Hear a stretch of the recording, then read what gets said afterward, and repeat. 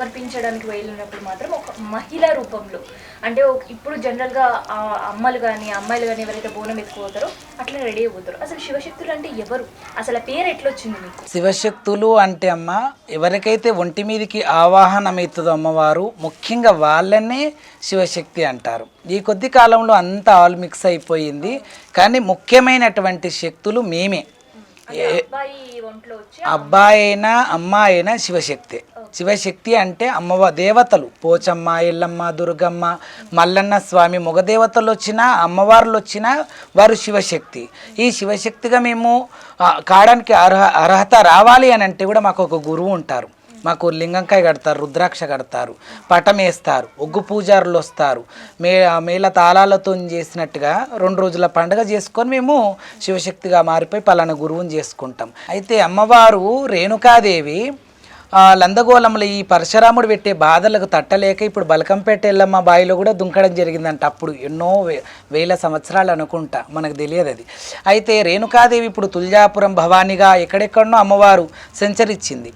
ఆ యొక్క అమ్మవారు ఈ యొక్క లందగోళం లోపలికి పోయినప్పుడు 7 ఎకరాల పటం, బండెడు నిమ్మకాయలు, బండెడు కొబ్బరికాయలు, బండెడు గుమ్మడికాయలు, అలా బైండ్లవారు, ఒగ్గు పూజారులు, పంబాలోళ్ళని అందరినీ పిలిపించి రడివేడి మోగించి ఆ యొక్క పటం లోపలికి లందగోళం లోపల ఉన్నటువంటి రేణుకాదేవిని బయట గుంజుకొచ్చి పటం లోపలికి గుంజుతాడు కాబట్టి అప్పుడు ఊగింది అమ్మవారు.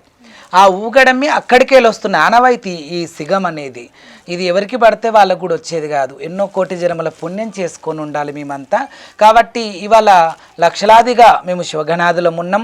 మేమందరం కూడా లోక కళ్యాణం గురించే ఎప్పుడు పండుగల పబ్బాలు చేస్తూ ఉంటాం. ఎప్పుడు అమ్మవారి సన్నిధానంలో ఇంకోటి శివశక్తి అనడం మేము అందరం కూడా ప్రతి ఒక్క మంగళవారం శుక్రవారం కూడా పీట చెప్పడం జరుగుతుంది. భక్తులు రావడం జరుగుతుంది, వాళ్ళ సమస్యలు తీరడం జరుగుతుంది. వాళ్ళు చెప్తారు మళ్ళీ మీ దగ్గరికి రావడం వల్ల మీ పసుపు కుంకుమలు, మీ చేత ఇచ్చే పసుపు కుంకుమలు కావచ్చు, మేము బండారు అంటాం పసుపుని. అయితే ఆ యొక్క బండారు నుంచి కానీ నిమ్మకాయలు మీరు ఇవ్వడం కానీ మాకు సమస్యలన్నీ పోతున్నాయమ్మా అని వాళ్ళు శతకోటి వందనాలు చేస్తారు. మాకు చాలా బాగా అనిపిస్తుంది. అమ్మవారు రావడమే మా జన్మ పావనమైపోయింది. శివశక్తులకు కూడా పెళ్ళిళ్ళు కావాలి అన్నప్పుడు ఇప్పుడు సాధారణంగా ఒక సంబంధం మన ఇంట్లో ఆడపడుచు ఉంటే పెళ్ళి ఏనికే మస్తు అనుకుంటాం, మనకు కాస్తుందా పాస్తుందా, ఏం ఉద్యోగం చేస్తున్నారు, ఎట్లుంది, రూపోరుగులను అనుకుంటాం, మంచోళ్ళ కాదా, ఇట్లా ఎన్నో సంబంధాలు అంటే ఎవరికి తగ్గట్టు వాళ్ళకు ఎంక్వైరీ చేస్తాం. మరి శివశక్తులకు పెళ్ళిళ్ళు కావాలన్నప్పుడు ఎట్లుంటుంది అసలు? శివశక్తులు పెళ్ళిళ్ళు చేసుకోవచ్చునా? చేసుకోవచ్చమ్మా. ఆడవాళ్ళకి అమ్మవారు వస్తుంది, ఆడవాళ్ళకు కూడా కొంత మగదేవుడు వస్తాడు. మల్లన్న స్వామి, వీరభద్రుడు, ఆంజనేయ స్వామి, ఏ దేవతలైనా వస్తారు. అందరికీ పెళ్ళిళ్ళు అయినాయి కదా. మల్లన్నకి పెండ్లయ్యింది, ఎల్లమ్మకు పెండ్లయ్యింది, వీరభద్రస్వామికి అయ్యింది, అలా ఆంజనేయ స్వామికి కూడా పెండ్లయ్యింది. అయితే ఏ దేవుడు వచ్చినా పెళ్లి చేసుకోవచ్చు, కానీ వాళ్ళ ఇష్టపూర్తి ఉంటుంది. ఓసారి వాళ్ళకి ఇష్టం అనిపించదు. అసలు మ్యారేజ్ అంటేనే వాళ్ళ జీవితంలో వద్దు, ఇలాగే సన్యాసిగా ఉందాము అని చెప్పేసి ఆడవాళ్ళు కొంతమంది పెళ్లిళ్ళు చేసుకోరు, కొంతమంది మగవాళ్ళు పెళ్లిళ్ళు చేసుకోరు. మాకు చేసుకోవాలని ఉండే నా మనసులో, ఎందుకంటే ఒక జీవిత భాగస్వామి కావాలా. మన రెక్కలలో బలము ఉన్నంత వరకు మనం ఎగురుతాం. రేపు ఇవి పడిపోయిన తర్వాత మనకు అన్నం తెచ్చి నీళ్లు తెచ్చి ఇచ్చే వాళ్ళు ఒక తోడు ఉండాలి కదా. ఎప్పటికీ ఎవరు ఉండరు కదా. ఇవాళ ఏదో బోనం ఎత్తుకున్నప్పుడు 5-6 మంది 10 మంది ఉన్నారంటే వాళ్ళకు కుటుంబం ఉంది, వాళ్ళకు సంసారం ఉంది. ఆ ఉన్నంతసేపు గంట సేపు 2 గంటల సేపు బోనం ఉన్నంతసేపు ఉంటారు.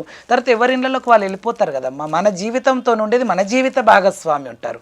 అలాగే మా మేనమామ వాళ్ళ స్వప్నములు పోయి పలానా మా పిల్లగాడు ఉన్నాడు మీరు ఇస్తారా అని ఒక ఆవిడలాగా ఒక పెద్ద ముత్తైద టైపు పోయి కలలో స్వప్నములో పోయి అడగడం వల్ల వాళ్ళు సరే రాకేష్ ఒక మంచి వ్యక్తి కాబట్టి, ఇంకోటి తల్లిదండ్రికి గౌరవం ఇచ్చే వ్యక్తి, ప్రజలోకానికి గౌరవం ఇచ్చే వ్యక్తి, నేను మొదల నుంచి ఇలాగే ఉన్నా, ఈ గుణముతోనే ఉన్నా కాబట్టి మంచి వ్యక్తి, మా యొక్క పిల్లనిస్తే కూడా చాలా సుఖపడుతుంది ఆయన ఇంట్లో అని చెప్పడము, ఒక్కడే కొడుకు, ఇంతో అంత ఆస్తి ఉంది, ఇస్తే మంచిదే కదా అని చెప్పి మా మిగతా వాళ్ళకి పెళ్ళిళ్ళు చేసుకోవాలని మనకు కాంక్ష పిల్లలు దొరుకుడు మాకు మేనమడదలు కాబట్టి కాస్త తేలికగా అయిపోయింది. వేరే వేరే వాళ్ళకి మాత్రం చాలా ఇబ్బంది అమ్మ. మరి అమ్మవారి కృప వల్ల మాకైతే బ్రహ్మాండంగా ఈ ముగ్గురు కూతుర్లు ఒక కొడుకు పుట్టడం జరిగింది. నా కిరీటం మా అమ్మ జగదాంబ, మా అమ్మ సచ్చి స్వర్గాన ఉంది, మా అమ్మ పనస కళావతి.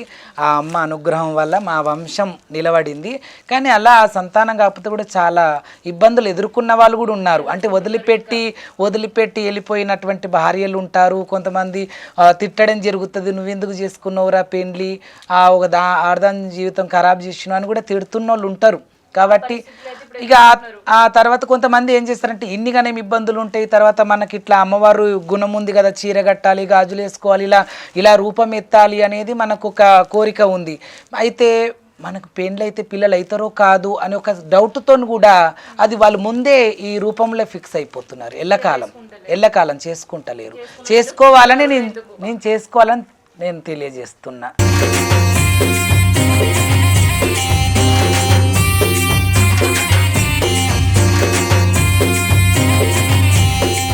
చిన్నడు సంధి వేసేటప్పుడు మరి ఇట్లా నేను బోనం ఎత్తాలి అనుకుంటున్నా, ఇట్లా అమ్మవారి కోసం నేను చీర కట్టాలి అనుకుంటున్నా అన్నప్పుడు మీ ఇంట్లో పేరెంట్స్ ఏమన్నారు? ఎవరైనా ఏమన్నా చేసి చంపేస్తే ఎట్లా, వద్దు దేవుడు అంటే వద్దు, ఎందుకంటే 4 రాజ్యాలు తిరగాల్సి వస్తుంది, 4 దిక్కులు పోవాల్సి వస్తుంది, ఎవరైనా కళ్ళల్లో పండ్లలో పెట్టుకొని చేస్తారు వద్దు అని అనడము, మంత్రగాని దగ్గర తీసుకుపోవడం, కట్లల్లో వేద్దాం అని చెప్పి ఎన్నో ప్రయత్నాలు జరిగినాయి. కానీ నా ఒంటి మీద ఉన్న అమ్మవారు వినలే. నా పిల్లగాని ఎక్కడికో నేను తీసుకెళ్ళాలనుకుంటున్నా, ఈ భూ ప్రపంచానికి నేను పరిచయం చేయాలనుకుంటున్నా, నన్ను ఆపొద్దు, నన్ను ఆపితే నేను పిల్లగాని చంపేస్తా, నేనే తీసుకొని పోతా, ఎవరో చేసి చంపడం కాదు, నేనే నా పిల్లగాని నేనే తీసుకుపోయి కైలాసంలో పెట్టుకుంటాను మాదిరిగా భయపడితే, అమ్మ మొత్తం నీకు ఒప్పజెప్పేస్తున్నాం బరుగు బాధ్యతలు, లక్షల మందిలో తిరుగుతాం. ఇప్పుడు బోనం ఎత్తుకుంటే 1000 మంది ఉంటారు, అందులో ఎవరికన్నా ఎట్లుంటుందో తెలియదు. ఇప్పుడు మనం అందంగా తయారై అలా పోయి వస్తేనే దిష్టి తగులుతుంది ఎవరికైనా, అది మీకైనా నాకైనా అది జరుగుతుంటుంది సామాన్యంగా.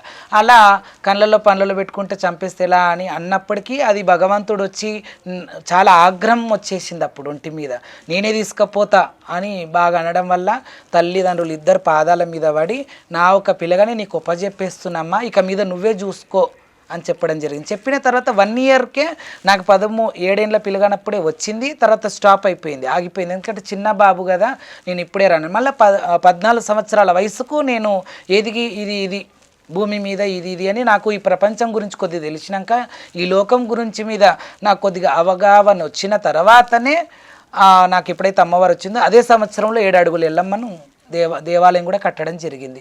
ఎప్పుడో పెద్దగా అయిన తర్వాత ఒక ముసలో ఒక 40-50 ఏళ్ళు వచ్చినాక కడత తీయమ్మ ఎల్లమ్మ, నీవు ఇట్లా భర్త చనిపోతే ముండమోసినవంట, నీ ఒంటి మీద తెల్లజీరనంట, నీకు సొమ్ములు సంబంధాలు ఇవ్వంట, శంకరుని బిడ్డవు, ఇట్లా ముండమోసినవు నువ్వు అని చెప్పేసి నేను ఎంతో బాధపడ్డా. ఒక కథ విన్న నేను కొత్తగా అప్పుడు అమ్మవారు వస్తున్నప్పుడు ఒగ్గు కథ విని ఏడ్చిన నేను. ఇలా ఉన్నవంట, మా ఇంట్లో పెద్ద విగ్రహం కట్టుకొని నిండు ముత్తైదగా ఎప్పటికీ నీ ఒంటి నువ్వు ఎప్పటికైనా నిండు ముత్తైదవే లోకమా, కానీ మా ఇంట్లో మాత్రం నీ విగ్రహానికి అవి బంగారు సొమ్ములు కానీ ఉట్టి సొమ్ములు కానీ నువ్వు చూస్తేనే కళ్ళు నిండి, అంటే మన కళ్ళకి ఆనంద బాష్పాలు వచ్చేలాగా, కడుపు నిండేలాగా నిన్ను పెట్టుకుంటానమ్మా తల్లి అని చెప్పడం వల్ల అమ్మను పెట్టుకోవడం జరిగింది. దానికైతే అమ్మవారి నిండు కనిపిస్తుంది. సో వచ్చే భక్తులు ఏమంటారు అమ్మవారిని దర్శనం చేసుకునేటప్పుడు? అండ్ దాంతోపాటు మీకు పిల్లలు ఎంతమంది? నాకు 3 బిడ్డలు, ఒక కొడుకమ్మ. ఏం చదువుతున్నారు? పెద్ద పాప వచ్చేసి 3rd క్లాసు, సెకండ్ బాబు అన్నమాట, 1st క్లాసు 3rd క్లాస్ అలా చదువుతున్నారు. అండ్ కేవలం ఇదేనా లేదంటే ఏం చేస్తుంటారు మీరు? అమ్మవారి సేవ కార్యక్రమంలో ఇలాగే ఉండడము, తర్వాత దేవుని కళ్యాణాలు, మల్లన్న కళ్యాణం, పోషమ్మది, దుర్గమ్మది, ఎల్లమ్మది, ఇలా దేవుని కళ్యాణాలు చేస్తుంటాం. కొందరికి కోరికలు నెరవేరిన తర్వాత గట్టు మైసమ్మని, కట్ట మైసమ్మని, భువనగిరి ఎల్లమ్మని, బల్కంపేట ఎల్లమ్మని ఎన్నో రకాలుగా మొక్కులు మొక్కుకుంటారు.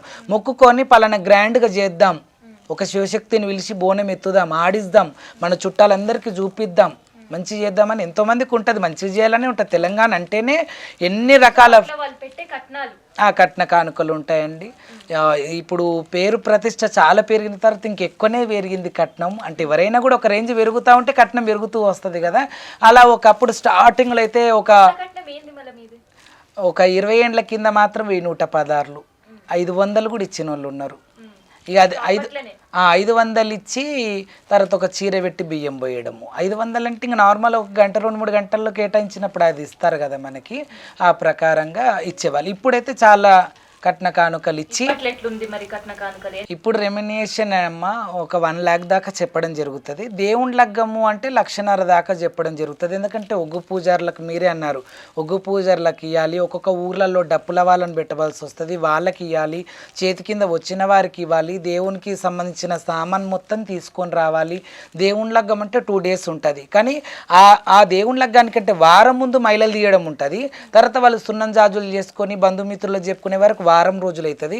ఆ వారం తర్వాత 2 రోజుల పండుగ ఉంటుంది. 2 రోజుల పండుగ అయినాక ఏ రోజైతే మనం మంగళవారం అమ్మవారి కళ్యాణం చేసినామో తిరుగువారం మంగళవారంకు మళ్ళీ 16 పండుగకు మళ్ళీ మేము పోయి చేయాలి. కాబట్టి మహిళలకి పోవాలి. ఇక్కడ పండుగ 2 రోజులు, మళ్ళీ 16 పండుగ అంటే 4 days, అంటే 4 సార్లు తిరగవలసి వస్తుంది. 4 సార్లు మాకు ఆ రోజు మొత్తం వృధా అవుతుంది. కాబట్టి మేము రెమ్యునేషన్ ఎక్కువ తీసుకుంటాం. ఇక బోనానికి అయితే 2 గంటలు బోనంకు 1,00,000 రూపాయలు తీసుకోవడం జరుగుతుంది.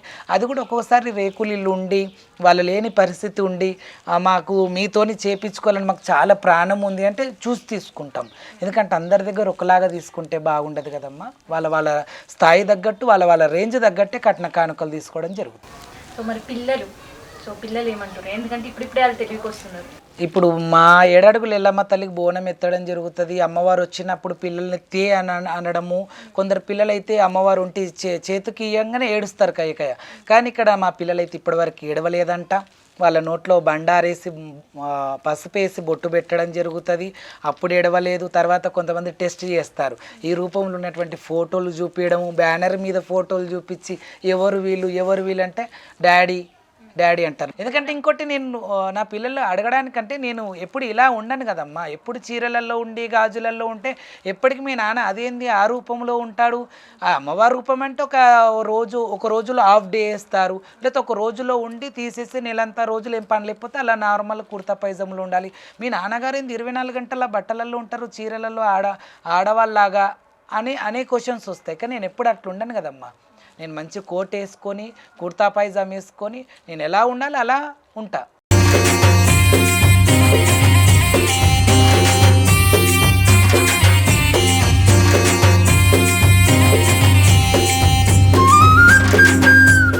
కాబట్టి ఇంకొకటి బోనం.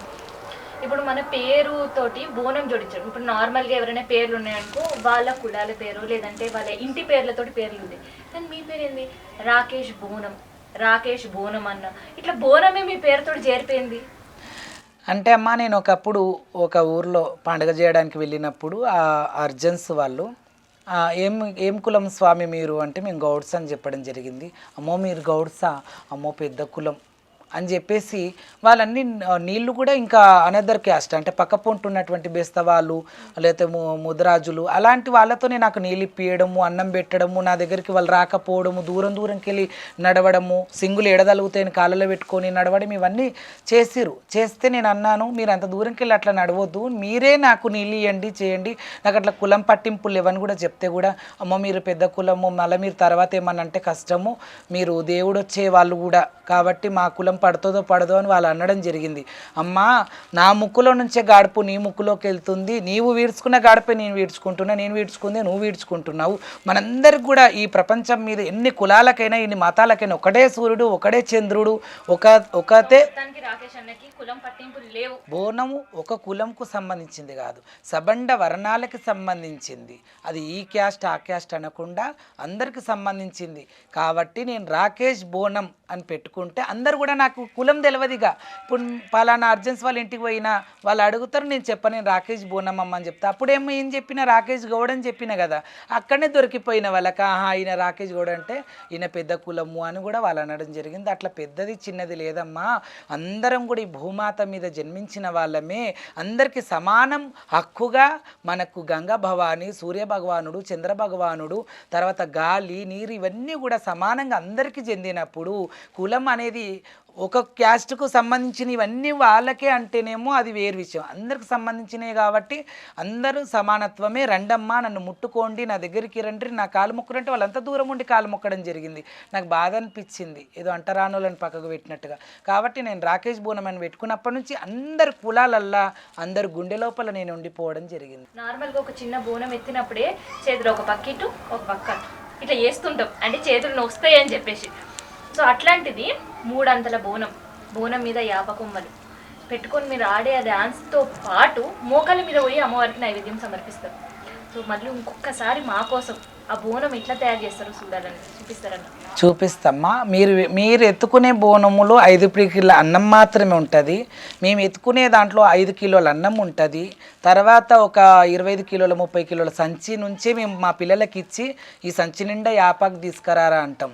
అయితే ఆ యాపాకుతో ఎవరైతే మా పిల్లలు పోయి తెచ్చి యాపాకుతో మీరు 100 బోనాలు చేయొచ్చు. కానీ ఈ యొక్క యాపాకు మేము ఎంత యాపాకు పెడతామంటే ఒక 50 కిలోల సంచి అంత యాపాకు మేము పెట్టడం జరుగుతుంది. అంటే దాదాపు అదొక 2-3 కిలోల యాపాకు ఉంటుంది. ఇంత మళ్ళీ ఇంకా పూరీలు బూరెలు అని చెప్పి ఆకుకూర కలగూర అని పెరుగని ఆ పెరిగే 1/4 కిలో పెరుగు అయిపోతుంది, 1/2 కేజీ బెల్లం అయిపోతుంది. ఇలా అంత వెయిట్ దాదాపు ఒక 20 కిలోల వెయిట్ మేము మోయడం జరుగుతుంది. మిగతా అందరం శివశక్తులు ఇంతింత వెయిట్ మోయడం జరుగుతుంది. అందుకే ప్రభుత్వాన్ని కూడా మనం సున్నం నూనె కలిపి అట్లా పసుపు బొట్లు కుంకుమ బొట్లు పెట్టి చేస్తాం. కానీ రాకేషణ బోనం అట్లా ఉండదు, నిండు ఉంటుంది. అంటే నిండు కుంకుమ నిండు పసుపు ఇట్లా ఉంటుంది. సో ఇట్లా చేస్తుంటారు. అది అంత మీరు ఆడినా కానీ ఎక్కడ కూడా కుంకుమ రాలేదు, ఎక్కడ కూడా పసుపు రాలేదు. ఎట్లా చేస్తారైనా బోనం అంటే నూనె కాస్త పెరుగు కాస్త గంధం కాస్త పసుపు వేసి ఫస్ట్ రాస్తాము. రాసిన తర్వాత మనకు ఏమేం కావాలా అంటే ఎన్ని యంత్రాలు ఉన్నాయి, ఒకసారి 5 స్టెప్స్ ఉన్నాయనుకో, ఒకటి కుంకుమ ఒకటి పసుపు ఒకటి కుంకుమ ఒకటి పసుపు అట్లా ఓ 3 యంత్రాలు ఉన్నాయనుకో, పైది కుంకుమ కిందిది కుంకుమ మధ్యలో పసుపు అంటే కొద్దిగా ర్యాంబో కలర్స్ లాగా మంచి కనిపించాలని అట్లా పుదియడం చేస్తుంది. ఇప్పుడు చూడండి సమ్మక్క సారక్క లాగా కుంకుమ పసుపు బోనం అమ్మవారికి ఇష్టమైంది అసలు పసుపు కుంకుమ కాబట్టి పసుపు కుంకుమ బోనాలు చేయాలి. ఇంకోటి బోనాలు చేస్తే మాత్రం సిల్వర్ దాంట్లో కాకుండా మట్టిదైతే ఇంకా కూడా బంగారం, ఈ మట్టి కుండలో ఈ 4గిట్లో తప్ప ఈ సిల్వర్ అని లేకపోతే ఇనుపై అని అవి ఏవి మనం చేయొద్దు, అమ్మవారు స్వీకరించేది. చాలా బాగా చేయాలి అనుకుంటే మాత్రం పడుతుందమ్మా, ఒక గంటన్నర సేపు పడుతుంది. మేము తయారు కావడానికి కూడా 1 గంట సేపు పడుతుంది. అలా ఇక ప్రజలోకం కూడా అప్పటి వరకు ఇక వెళ్తుంది ఇక బోనం అని చెప్పి కూడా చాలామంది ఎదురు చూస్తుంటారు. ఇక వాళ్ళు ఎదురు చూసే సమయానికి మేము బయటకు వచ్చేస్తాం. ఇక అప్పుడు అబ్బా అమ్మ దర్శనం ఇచ్చింది అన్న మాదిరిగా వాళ్ళు సంతోషపడతారు. పూజలు అంటూ ఇప్పుడు అమ్మవారికి నైవేద్యం పెట్టిన తర్వాత గుమ్మడికాయ కొట్టడం, నిమ్మకాయలు కోయడం, కొబ్బరికాయలు కొట్టడం, అలా శాంతి పూజ చేసుకొని అమ్మవారికి అఖండ హారతి ఇచ్చేసి ఆ హారతి కండ్లకు అద్దుకొని అమ్మ తిన్న తర్వాత ఆ నైవేద్యాన్ని మేము పూజించి ఆడికి ఇక భోజనం చేయడం జరుగుతుంది.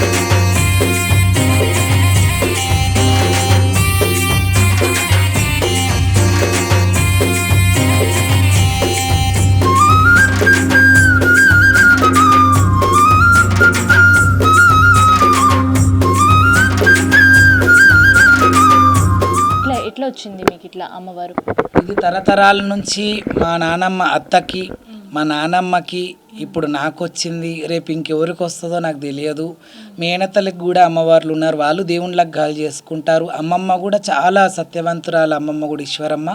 ఆమె చనిపోయి 22 సంవత్సరాలు అయింది. ఇప్పటిదాకా బోనం చూసినాం, బోనం పుదిచుడు చూసినాం, అమ్మవారికి బోనం సమర్పణ ఎట్లా చేస్తారో చూసినాం, బోనం లోపల ఏమేమి నైవేద్యం పెడతాం చూస్తాం, మల్లన్న బోనం ఎట్లా చేస్తారో తెలుసుకున్నాం, దాంతోపాటు అమ్మవార్ల బోనం ఎట్లా చేస్తామో తెలుసుకున్నాం. సో ఇవన్నీ తెలుసుకున్నాం కదా. సో బోనంతో పాటు గవ్వలదండ. సో గవ్వలదండ ప్రత్యేకత ఏంది, అసలు గవ్వలదండ ఎందుకు అమ్మవారి బోనం సమర్పించడానికి పోయేటప్పుడు శివశక్తులు వేసుకుంటారో తెలుసుకున్నాం. సో గవ్వలదండ ఏ దండలు వేసుకున్నా వేసుకోకున్నా నిమ్మకాయల దండ కానీ గవ్వల దర్శనం అని అంటాం మేము, గవ్వల దండలు. అయితే ఈ గవ్వలో పుట్టింది రేణుకాదేవి అని అంటారు, గవ్వలో పుట్టింది గాంభీరాలు ఎల్లమ్మ అని కూడా ఎన్నో రకాలుగా పిలవడం జరుగుతుంది. ఇంకోటి గవ్వల్ని లక్ష్మీదేవి ప్రతిరూపంగా కూడా మనం అనుకుంటాం. బంగారు సొమ్ములు ఇప్పుడు వచ్చి ఉండొచ్చు 7 వారాల నగలని అది, కానీ గవ్వ ఎప్పుడైతే సముద్రం జన్మించిందో ఆ సముద్రం ఒడ్డున్నే గవ్వలు కానీ ముత్యాలు కానీ ఎన్నో రకాలుగా సముద్రం గర్భంలోనే జన్మించినాయి. ఈ సముద్రము ఎవరు అమ్మగారి ఇల్లు అంటే మహాలక్ష్మీదేవి అమ్మగారి ఇల్లే, సముద్ర మహారాజే తండ్రి లక్ష్మీదేవికి. కాబట్టి ఈ యొక్క గవ్వల్ని భగవంతుని స్వరూపముగా రేణుకాదేవి గవ్వలో పుట్టింది గాంభీరాలు ఎల్లమ్మ అని ఇన్ని రకాలుగా తలుచున్నప్పుడు ఆ దేవతల్ని మనం ఒంటి మీద ఆభరణంగా వేసుకోవాలి. ఎన్ని బంగారు సొమ్ములు వేసినా దీని ముంగల చిన్నపోయినట్టు. అందుకే రంగం ఎక్కినప్పుడు కానీ ఇక్కడ శివగణాదులు బోనం తీసినప్పుడు కానీ మేము పటం లోపల కూడా ఎవరికన్నా కొత్తగా మేము శిశరికం చేసుకోవాలి పలానా శిశువుని అంటే ఇరగోల గవల్ దర్శనము, రుద్రాక్ష కట్టి మేము వాళ్ళకు గురువులమైతాం, వాళ్ళు మాకు బిడ్డలు అవుతారు. అందుకే ప్రతి గురు పౌర్ణమి కూడా వచ్చి గురు సేవ చేసుకునే ప్రకారంగా పాలతోని పాదాలు గడిగి ఒక పూలమాల మాకేసి శాల్వ కప్పి గురు సేవ చేసుకుంటారు మాకు మా శిష్యురాండ్లు శిష్యులు.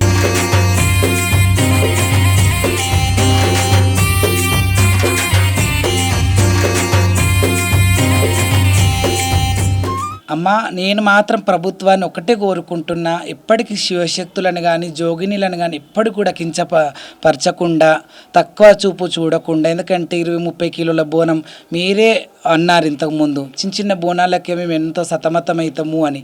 మరి అలా అయినప్పుడు ఎంత యాపకు పెట్టినో మీ ముంగల తెలుసు. అది ఎంత వెయిట్ ఉంటుందంటే దాదాపు ఒక్కొక్కసారి 20-25 కిలోలు 15 కిలోలు ఇలా ఉంటుంది. ఉన్నప్పుడు మాకు సపరేట్గా లైన్ ఉంటే, ఎందుకంటే మా తలలు అప్పటికే 1/2 అవర్ 1 అవర్ 2 అవర్స్ ఎత్తుకుని ఆడేవరకే మెడలన్నీ ఇదవుతుంది కదా. కాబట్టి సపరేట్గా మాకంటూ సపరేట్ ఉండాలి లైన్. అలా వస్తుండగానే గర్భాలయంకి వెళ్ళి అమ్మకు నైవేద్యం పెట్టి దర్శనం చేసుకొని బయటకు వచ్చే విధంగా ఉండాలని చెప్పి నేను ప్రభుత్వాన్ని కోరుకుంటున్నా.